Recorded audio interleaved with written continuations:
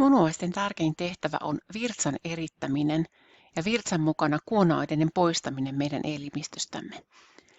Munuaiset ja maksa tekevät sellaista yhteistyötä, että maksan solut muuttavat monia elimistölle haitallisia aineita vesiliukoisiksi niin, että munuaiset sitten pystyvät veden mukana poistamaan nämä haitalliset aineet. Tällä videolla käydään läpi virtsanerityksen vaiheet, jotka ovat painesuodatus, takaisinimeytyminen ja sekreetio. Tässä vaiheessa olisi hyvä osata jo munuaisen rakenne hyvin ja nefronin rakenne. Eli virtsan erityksen ensimmäinen vaihe on nimeltään painesuodatus. Ja tämä painesuodatus tapahtuu siellä aivan nefronin alkupäässä, niin sanotussa keräsen kotelossa ja sieltä löytyvässä glomeruluksesta. Glomerulus on sama kuin hiussuonikeränne ja se on tässä kuvassa kuvattu tänne näin. Eli täällä on niin sanottu tuovavaltimo, se on poikkileikattu ja halkaistu. Ja sitten siitä muodostuva hiussuoneista muodostuva tänne keränen ja sitten sieltä lähtee vielä vievä valtimo pois. Eli tämä glomerulus hiussuonikeränen on kahden valtimon välissä oleva hiussuonirakennelma. Ja tämä hiussuonirakennelma sijaitsee nefronin keräsen kotelossa. Eli tämä on keränen ja täältä näkyy sitten keräsen kotelo. Nämä kaikki on nyt halkaistu. Täällä näkyy punasoluja näiden hiussuonten sisällä muun muassa. Ja täällä tosiaan tämä nefronin alkuosa. Ja tässä kohtaa näkyy halkaistuna myöskin tuo ensimmäinen nefronin tubulus eli proksimaalinen kiemuratieyhyt.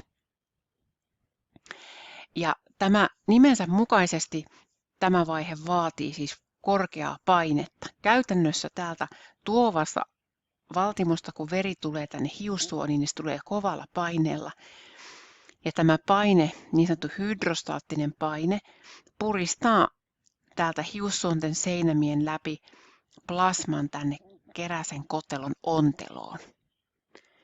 Ja tätä suodosta täällä kutsutaan alkuvirtsaksi. Ja mitä se alkuvirtsa on, niin se on käytännössä veren plasmaa. Ja huomatkaa, että verisolut on niin iso, ne eivät pääse täältä läpi hiussuonten seinämään ja niiden ympärillä olevien rakenteiden läpi. Mutta eikä myöskään veren proteiinit, mutta kaikki muu käytännössä pääsee tänne läpi. Eli tämä tarkoittaa sitä, että tämä suodos eli alkuvirtsa on sama kuin veren plasma, mutta siellä ei vaan plasman proteiineja. Ja se, kuinka paljon tätä suodosta syntyy, niin on ihan riippuvainen siitä, että millä paineella verta tuonne hiussuonikeräsen eli glomerulukseen tulee. Ja niin kuin tuossa diassa lukee, niin tämä koko munuaisen toiminta itse asiassa perustuu veren paineeseen. Sen on oltava riittävän korkea. Jos verenpaine laskee kovin matalaksi, niin virtsaneritys lakkaa. Johtuen siitä, että se paine ei enää riitä puristamaan plasmaa tänne keräsen kotelon onteloon. Tässä diassa on vielä tarkemmin kuvattu tuota keräsen rakennetta.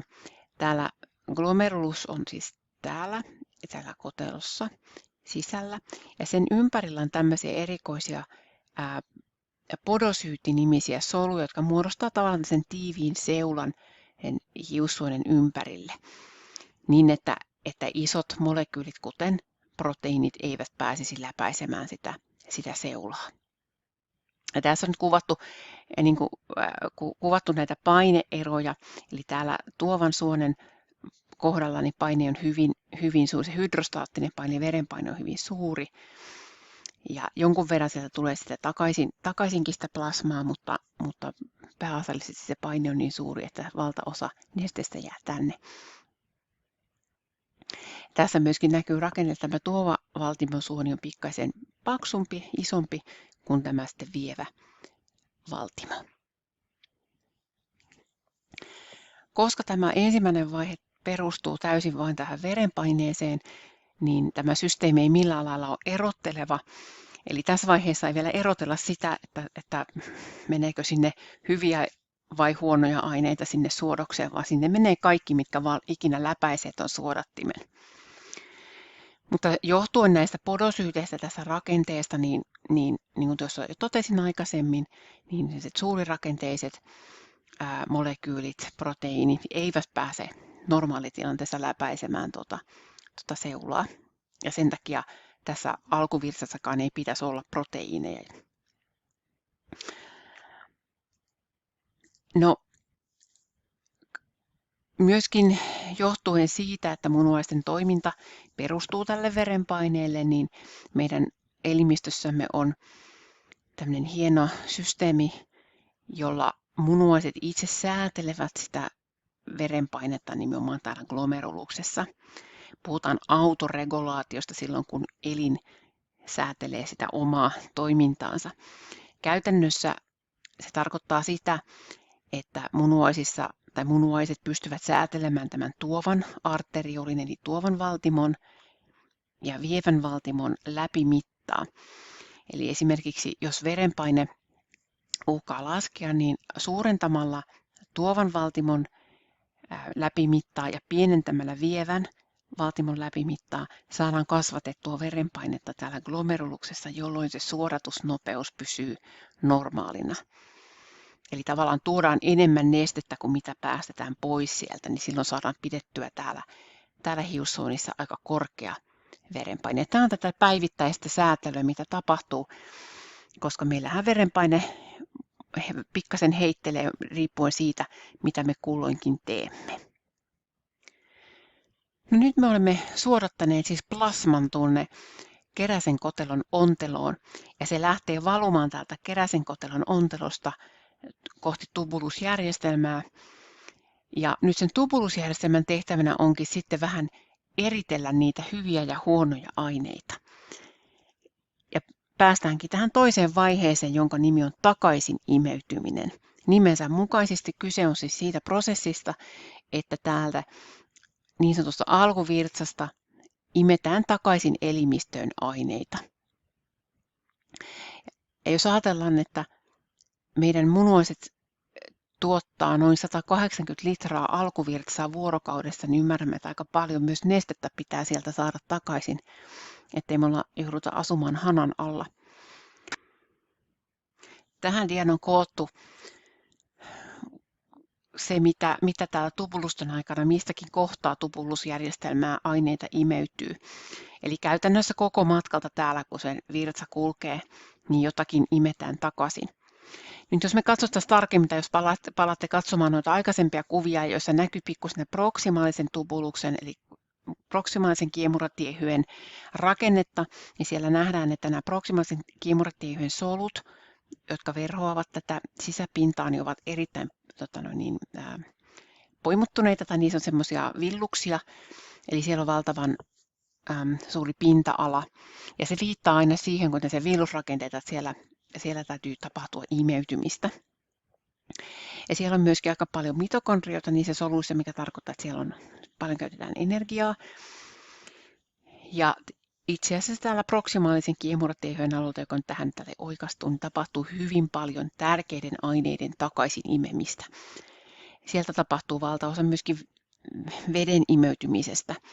Nyt jos ajateltiin, että tänne tuli veri ja se suodattui veren plasma tänne keräsen kotelon onteloon, niin tämä veri, joka täältä lähtee, muodostaa niin sanotut peritubulaariset hiussuonet tänne tubulusten ympärille, niin se on aika väkevää täällä alussa. Ja kun se on väkevämpää kuin tämä alkuvirtsa täällä, niin vesi siirtyy sinne verenkiertoon takaisin.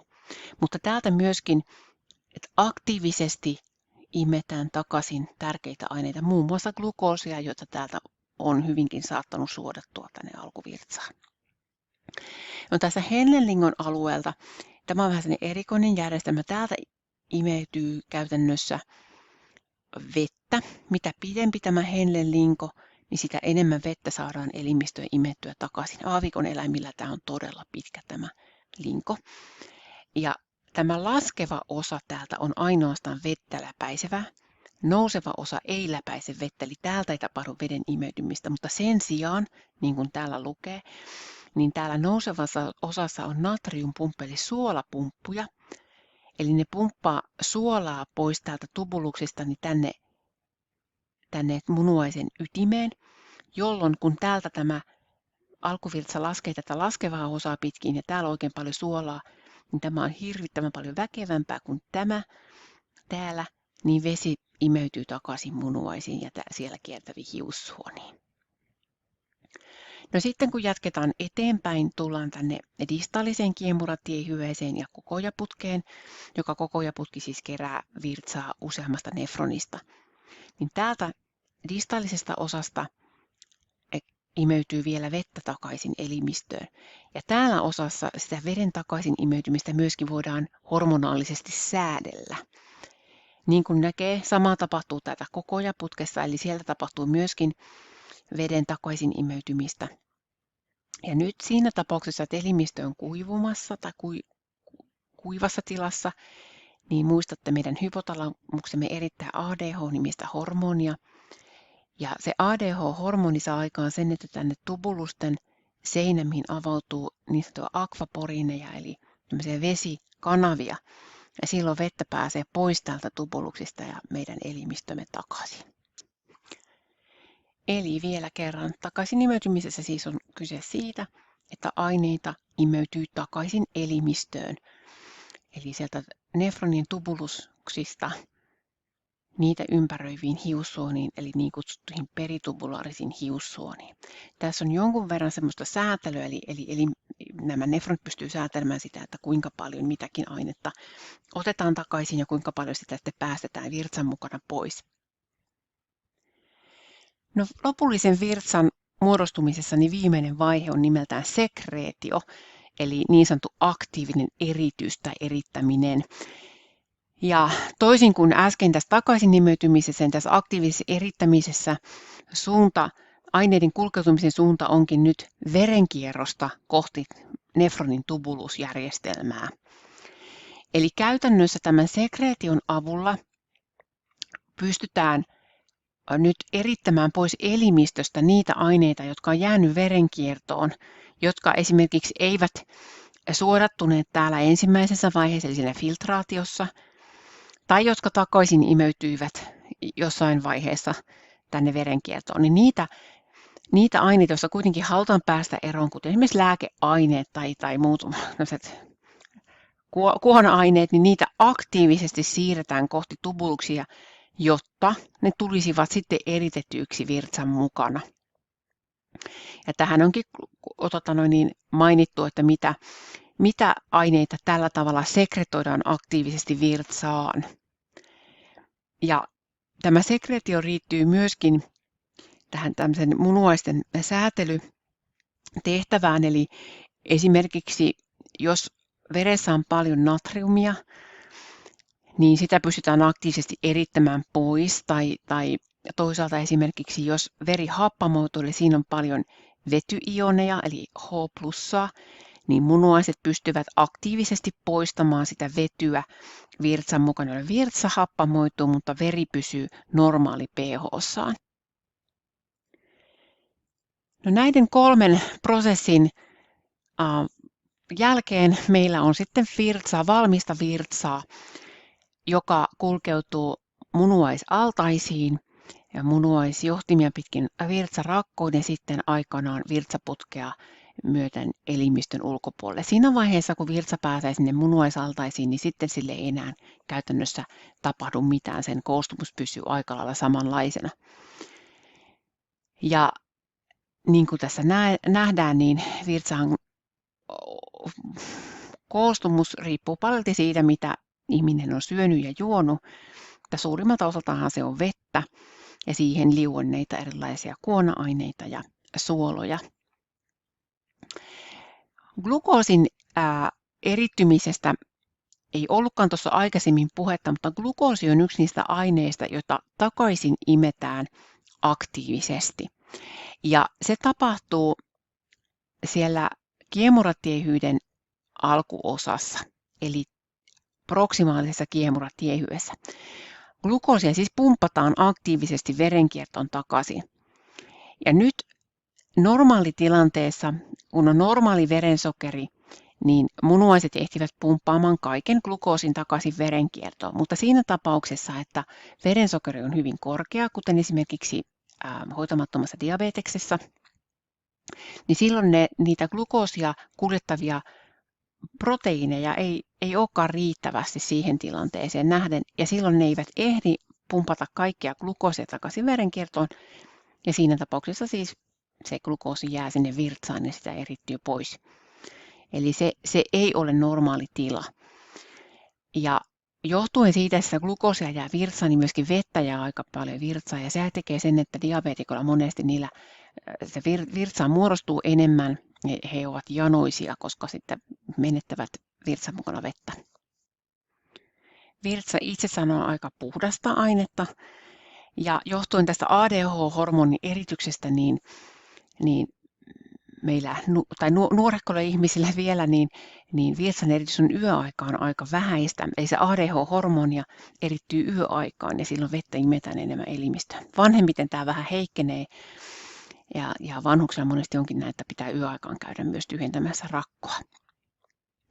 Ja virtsan eritys, niin kuin todettu, niin se on siis meidän elimistön tärkein tapa päästä eroon kuona-aineista. Ja sen takia tämä juominen, veden juominen ja nesteiden nauttiminen on äärimmäisen tärkeää. Jos ihminen erittää vähemmän kuin puoli litraa vuorokaudessa virtsaa, niin silloin kuona-aineet alkavat kertyä elimistöön. Tähän viimeiselle dialle vielä koottu vähän näitä asioita. Glukoosin ohella niin aminohapot eli proteiinit on sellaisia, joita ei pitäisi normaalisti virtsasta löytyä. Mikäli proteiinia alkaa erittyä virtsan mukana, niin on syytä epäillä jonkunlaista häikkää siellä nefronin alkuosassa, eli tämä oikeastaan siinä glomeruluksessa. Eli silloin se suodatin on jollakin tavalla hajalla, eli siellä on isommat aukot kuin mitä pitäisi olla. Jonkun verran aminohappoja hän erittyy alkuvirtsaan, mutta ne ovat tärkeitä aineita elimistöön ja niitä aktiivisesti palautetaan verenkiertoon takaisin.